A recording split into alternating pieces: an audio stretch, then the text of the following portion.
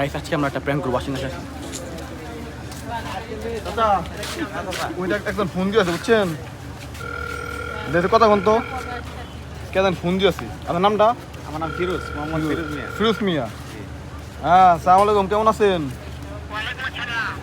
হ্যাঁ, এই তো আছি আলহামদুলিল্লাহ। হ্যাঁ ভালো আছি। এই যে ফিরোজ চাচা, ফিরোজ চাচা চিনেন না? হেই! এই, হ্যাঁ আমার এটা আর আমি চিনি আমি আরে চিনেন না? আরে দেন এই, আপনি কেডা?